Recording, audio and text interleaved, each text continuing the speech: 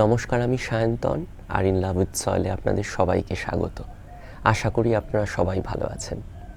সম্প্রতি আমার বাগানে বেশ কিছু নতুন গাছপালার সংযোজন হয়েছে এবং এই বিষয় নিয়ে আমি কয়েকদিন আগে একটা ভিডিও করেছি।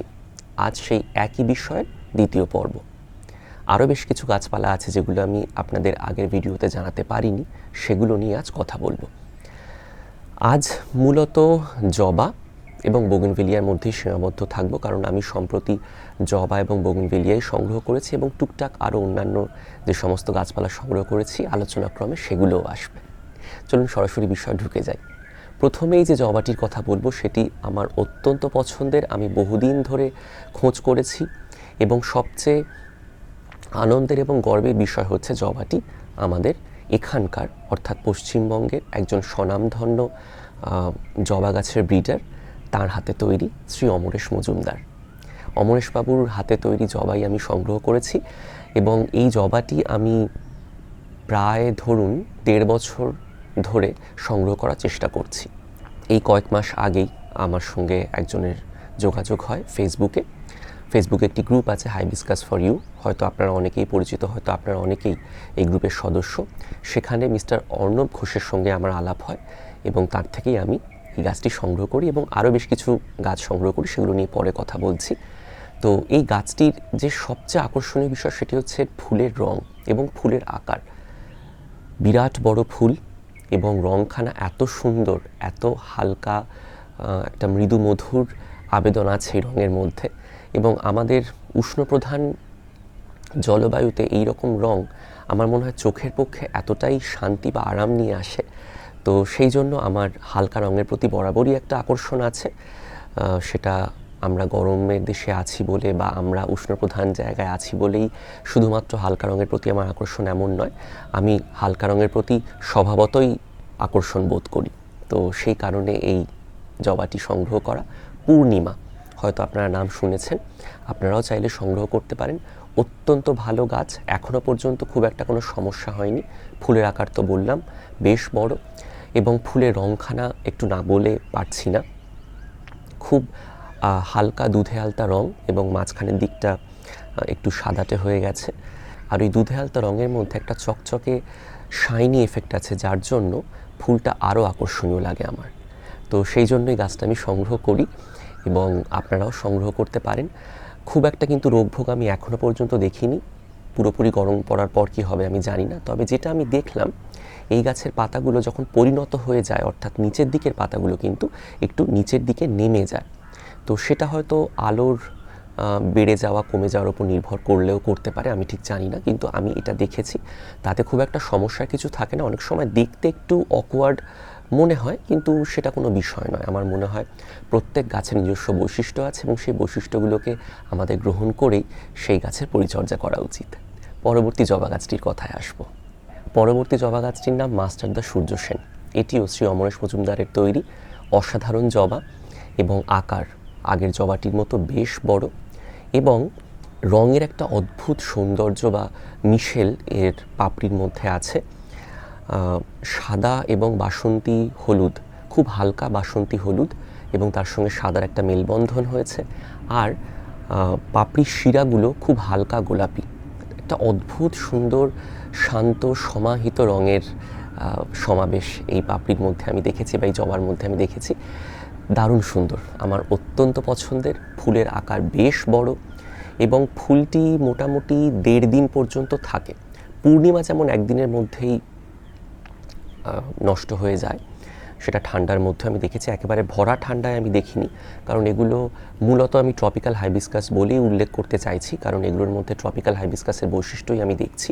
কাজেই শীতকালে ভরা শীতেই ফুলেরা কীভাবে ফুটে উঠবে বা এদের রঙের ঔজ্জ্বল্য কীরকম হবে বা এদের স্থায়িত্ব কতটা হবে সেটা বলতে পারছি না, কারণ বেশ কিছু জবা আছে ট্রপিক্যাল হাইবিস্কাস, যেমন হার্ভার্ড হেঞ্জ আমার কাছে আছে, 2 দিন ফুটে থাকে পুরোপুরি তো শীতকালে।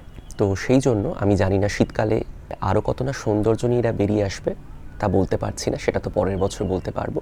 তবে আপাতত অত্যন্ত ভালো গাছ, আমি এটুকু আপনাদের বলতে পারি। পাতার গড়ন অত্যন্ত সুন্দর এবং বেশ ভালো মতো রোদ নিতে পারে এবং প্রচুর পরিমাণে কুড়ি আসে। এবং আগের গাছটি এবং এই গাছটির কিন্তু বাড ড্রপিং টেন্ডেন্সি প্রায় নেই বললে চলে। আমি কিন্তু এখনও পর্যন্ত কোনো কুঁড়ি ঝরতে দেখিনি। এটা কিন্তু একটা বিরাট বড় প্রাপ্তি যে কোনো জবা গাছের ক্ষেত্রে। কাজেই সেই জন্য আমি বলবো আপনারা অবশ্যই সংগ্রহ করতে পারেন। এটিও আমি শ্রী অর্ণব ঘোষের থেকে সংগ্রহ করেছি, হাইবিস্কাস ফর ইউ গ্রুপ থেকে। কাজেই আপনারা সেখান থেকে সংগ্রহ করতে পারেন। পরবর্তী গাছের কথায় আসবো। আমাদের পরবর্তী জবা গাছটির নাম কৃষ্ণাস রেডিয়েন্স। এই জবাটিও আমি সংগ্রহ করেছি শ্রী অর্ণব ঘোষের থেকে। এই জবাটি ব্রিড করেছেন আরও একজন স্বনামধন্য আমাদের বাংলার হাইবিস্কাস ব্রিডার শ্রী দীপ চক্রবর্তী মহাশয়। অসাধারণ জবা। আমার বরাবরই একটু অন্য রকমের রঙের প্রতি আকর্ষণ আছে। আমি যেমন হালকা রং পছন্দ করি, পাশাপাশি খুব গাঢ় স্যাচুরেটেড কালারও আমার খুব ভালো লাগে। তো এই জবাটি সেই ক্যাটাগরির মধ্যে পড়বে। অত্যন্ত গাঢ় নীলচে বেগুনি রং এবং ফুলের ভেতরের দিকটা সাদা। এই সাদার সঙ্গে বেগুনি বা নীলচে বেগুনির যে মিশেল ঘটেছে, যে সংমিশ্রণ ঘটেছে, সেটা দেখার মতো। ভীষণ ভীষণ সুন্দর। আপনারা অবশ্যই সংগ্রহ করতে পারেন। এই জবাটি টুকটাক আমি বাড ড্রপ হতে দেখেছি। গাছটি আপাতত কুঁড়িতে ভরে গেছে, কিন্তু প্রথম কুঁড়িটি ফোটার আগেই ঝরে পড়েছে। হয়তো তাপমাত্রা উত্তরোত্তর বেড়ে যাচ্ছে বলে এই বিষয়টা ঘটছে। এবং আমার মনে হয়েছে এই জবাটির মধ্যে একদম টিপিক্যাল ট্রপিক্যাল হাইবিস্কাসের বৈশিষ্ট্য প্রতিভাত হচ্ছে, অন্তত আমার অভিজ্ঞতায় তো তাই বলছে। তো সেই জন্য আমার মনে হয় হয়তো গরমকালে খুব একটা ফুল নাও পেতে পারি আমরা। আমি হয়তো এই জন্য বলছি কারণ এখনও পর্যন্ত 6 মাসও হয়নি গাছটি আমার কাছে আছে, তো সেই জন্য আমি সেভাবে বলতে পারবো না। তবে আমার যা মনে হয়েছে, শীতের শুরু থেকে শীতের শেষ পর্যন্ত বসন্তকালে এই সময় মূলত ফুল হবে। বলা বাহুল্য, ফুল হলে অবশ্যই আপনাদের আপডেট দেব এবং আমি আপনাদের অনুপ্রাণিত করতে চাই গাছটি সংগ্রহ করতে। অবশ্যই সংগ্রহ করুন। পরবর্তী গাছের কথায় আসি। আমাদের পরবর্তী জবাটির নাম আইসোবেল বিয়ার্ড। আমার অত্যন্ত পছন্দের একটি জবা এবং এই জবাটি নিয়ে একটা ছোট্ট অভিজ্ঞতার কথা বলি। এই জবাটি কিন্তু আমি বহু বছর ধরে দেখে আসছি। খুব পুরনো ভ্যারাইটি, খুব পুরনো না হলে অ্যাটলিস্ট আমি 4-5 বছর ধরে গাছটা দেখে আসছি। বিভিন্ন নার্সারিতে, পাটুলিতে দেখেছি, গ্যালেপ স্ট্রিট মার্কেটে দেখেছি, আমি গড়িয়াতে যে লোকাল নার্সারি থেকে গাছপালা সংগ্রহ করি সেখানে আসতে দেখেছি। মূলত বর্ষার শেষ থেকে বসন্তকাল পর্যন্ত ফুল হয়। গরমকালে ফুল হয় কিনা বলতে পারবো না। অত্যন্ত হেলদি শ্রাব এবং গাছটা এতটাই কমন যে আমার মনে হয়েছিল এত কমন গাছ সংগ্রহ করা খুব একটা দরকার নেই। কিন্তু যাই হোক, আপনারা নিশ্চয়ই অনুভব করেছেন কখনো কখনো কোনো কিছু বিষয়ের প্রতি আমাদের আকর্ষণ আস্তে আস্তে তৈরি হয়। তো এই জবার প্রতি আমার সেরকম একটা অনুভূতি কাজ করেছে। আমি বহুদিন, বলা ভালো বহু বছর ধরে জবাটি দেখে আসছি, কখনো কেনার তাগিদ অনুভব করিনি। কিন্তু এবছর কী যে হলো, গাছটির চেহারা দেখে এবং ফুলের রঙটি দেখে আমি এমনভাবে একটা আকর্ষণ বোধ করলাম যে সংগ্রহ করে ফেললাম। অত্যন্ত সুন্দর রং, এটা কিন্তু মানতেই হবে। ফুলের মাঝখানে লালের ছোঁয়া আছে।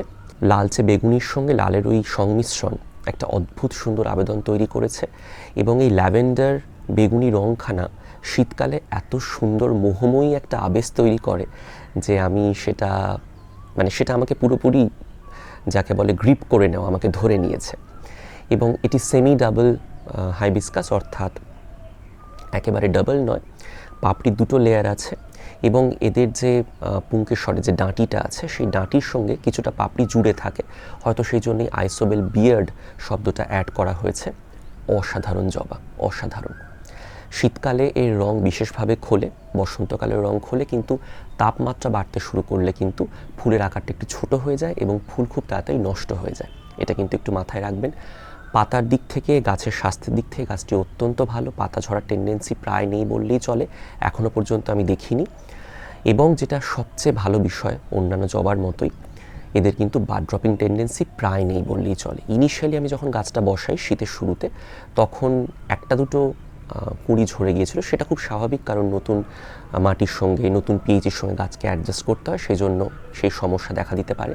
কিন্তু গাছটি এস্টাবলিশড হওয়ার পর আর কিন্তু আমি কুঁড়ি ঝরেতে দেখিনি। হয়তো উষ্ণতা বাড়লে টুকটাক কুঁড়ি ঝরে পড়তে পারে, সেটা আমি এখনই বলতে পারবো না।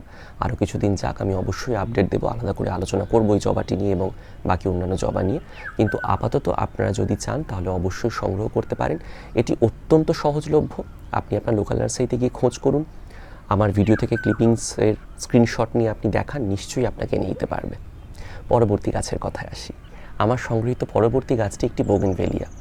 রয়্যাল ডোফিন ইয়েলো, যার আরও একটি নাম আছে অ্যাব্রাহাম ক্যাবু। গাছটি অসাধারণ সুন্দর, এখনও পর্যন্ত ফুল আসেনি কিন্তু পাতার ভ্যারাইগেশন আশ্চর্য সুন্দর। আপনারা জানেন রয়্যাল ডোফিনের পাতার একটা অদ্ভুত সুন্দর আবেদন আছে। আমার কাছে রয়্যাল ডোফিন রেডটাও আছে, আমি সেই নিয়ে দু একটা ভিডিও করেছি, আমি অবশ্যই তার লিঙ্ক দিয়ে দেবো, আপনারা দেখতে পারেন। আমি নিজে হাতে গ্রাফট করেছি এবং গ্রাফটিং থেকে একটি কাটিং আমি তৈরি করে সেটিও পরিচর্যা করছি। সেটি বিরাট বড় হয়ে গেছিলো, আমি কেটে মোটামুটি আয়ত্তের মধ্যে নিয়ে এসেছি, প্রায় 10 ফুট ছাড়িয়ে গেছিলো 1 বছরের মধ্যে। যাই হোক, সেই গাছ নিয়ে পরে আলোচনা করা যাবে। এই গাছটি আপনারা চাইলে সংগ্রহ করতে পারেন। এর ব্র্যাক্টসের রং আশ্চর্য সুন্দর, একটা অদ্ভুত বাফ এপ্রিকট ইয়েলো মেশানো রং, একেবারে পিওর ক্লিয়ার ইয়েলো নয়, এবং সেই জন্য এই গাছটি বিশেষভাবে আমাকে আকর্ষণ করেছিল। দেখা যাক গাছটি কীভাবে বড় হয়ে ওঠে। এটা ওন রুটেড, গ্রাফটেড নয়, কাজেই আমার মনে হচ্ছে গাছটি বেশ ভিগোরাস হবে এবং খুব একটা সমস্যাও হবে না। কয়েক সপ্তাহ হয়েছে, টুকটাক পাতা বেরোতেও শুরু করে দিয়েছে। আমার মনে হয় গাছটি ভালো মতোই বড় হয়ে উঠবে আস্তে আস্তে যত তাপমাত্রা বাড়বে। দেখা যাক কেমন থাকে গাছ, এবং যখন ফুল দেবে অবশ্যই আপনাদের আপডেট দেব। পরবর্তী গাছের কথায় আসি। আমার সংগৃহীত পরবর্তী গাছটি একটি বোগেনভেলিয়া, কিম্পুই। হয়তো অনেকেই আপনার নামটির সঙ্গে পরিচিত, নামখানা কিন্তু বেশ মজার। যাই হোক, অসাধারণ গাছ, ব্র্যাক্টসের রংখানা অসাধারণ, খুব মিষ্টি গোলাপি রং এবং বেশ সোজা ওপর দিকে উঠে যায় ব্র্যাক্টসগুলো। মোটামুটি আকারে বড়ই, খুব একটা ছোট নয়, মঞ্জরিপত্রের আকার খুব একটা ছোট নয়, মোটামুটি ভালোই গড়ন, এবং মঞ্জরিপত্র বেশ কিছু সপ্তাহ গাছ ধরে রাখে। এটা কিন্তু খুব বড় একটা প্রাপ্তি, কারণ অনেক বোগেনভেলিয়া আছে যেগুলো ঝরে পড়ে যায়। আমি অনরুটেড গাছ সংগ্রহ করেছি, বেশ কয়েক মাস ধরে আমি পরিচর্যা করছি, কিন্তু যেহেতু সম্প্রতি আরও একটি গাছ আমি সংগ্রহ করেছি, সেই জন্যই এই গাছটি আমাদের আজকের তালিকায় জায়গা করে নিয়েছে। আপনারা অবশ্যই সংগ্রহ করতে পারেন, আমি লিঙ্ক অবশ্যই নিচে দিয়ে দেবো। আপনারা যদি আমার আগের ভিডিওটি দেখে থাকেন, সেখানে আমি যে ওয়েবসাইটের কথা বলেছিলাম সেই ওয়েবসাইট থেকে আমি গাছটি সংগ্রহ করেছি, আপনারাও সংগ্রহ করতে পারেন। আমার মনে হয় আপনাদের ভীষণ ভালো লাগবে। পরবর্তী গাছের কথায় আসি। আবারও একটি বোগেনভেলিয়ার কথা বলবো, ফেরিটেল ব্যান্ডাই বা ব্যান্ডাও। এটি আমি গ্রাফটেড অবস্থায় সংগ্রহ করেছি। আমি যে ওয়েবসাইট থেকে সংগ্রহ করেছি সেখানে আপাতত গাছটি আউট অফ স্টক, তবে যখনই গাছটি রিস্টক হবে আমি অবশ্যই লিঙ্ক শেয়ার করে দেবো, কমিউনিটি পোস্টে দিয়ে দেবো, আপনারা চাইলে সংগ্রহ করতে পারেন বা আপনারাও খবর রাখতে পারেন, খোঁজ নিতে পারেন, নিশ্চয়ই পেয়ে যাবেন।